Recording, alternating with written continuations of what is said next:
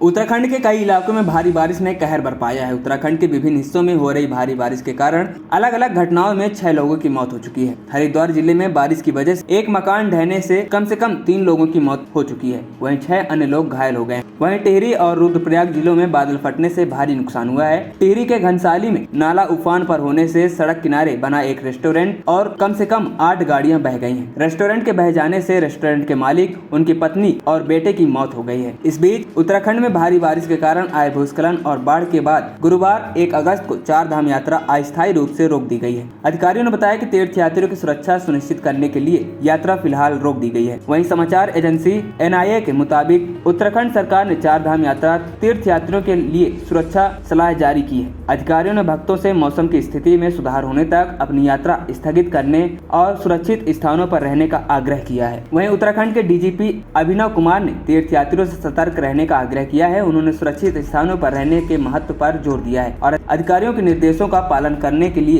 कहा है। DGP ने कहा कि मौसम विभाग ने उत्तराखंड में अधिकांश जिलों में भारी बारिश का अलर्ट जारी किया है। आपकी सुरक्षा हमारी प्राथमिकता है। वहीं क्षेत्रीय मौसम विज्ञान केंद्र ने उत्तराखंड के 7 जिलों में भारी बारिश की आशंका जताते हुए रेड अलर्ट जारी किया है। इन जिलों में देहरादून, टिहरी, पौड़ी, नैनीताल, हरिद्वार, उधम सिंह नगर और पंचावत शामिल है। बुधवार 31 जुलाई की रात 9 बजे भीमबली गदेरा में बादल फटने से रुद्रप्रयाग में केदारनाथ पैदल मार्ग कई जगहों पर ध्वस्त हो गया है। बादल फटने के बाद 30 मीटर सड़क धंस गई है और उफनती मंदाकिनी नदी में गिर गई है। सुरक्षा कारणों से मार्ग को अस्थायी रूप से बंद कर दिया गया है। क्षेत्र में बादल फटने की सूचना के बाद राज्य आपदा प्रतिवादन बल SDRF, जिला पुलिस और स्थानीय अधिकारियों समेत आपातकालीन सेवाओं को हाई अलर्ट पर रखा गया है। रिपोर्ट के मुताबिक केदारनाथ मार्ग पर भीमबली चौकी के पास पैदल मार्ग बह जाने से कम 200 तीर्थयात्री फंस गए हैं। इसके अलावा सोनप्रयाग में मंदाकिनी नदी का जलस्तर खतरे के निशान को छू गया है। मुख्यमंत्री पुष्कर सिंह धामी ने लोगों से अपील की है कि वे जरूरी होने पर ही घर से बाहर निकलें और अधिकारियों को अलर्ट में रहने को कहा है। उन्होंने कहा है कि लोगों और यात्रियों की सुरक्षा उनकी सर्वोच्च प्राथमिकता है। इस बीच गढ़वाल आयुक्त विनय शंकर पांडे ने 4 धाम यात्रियों की सुरक्षा के मद्देनजर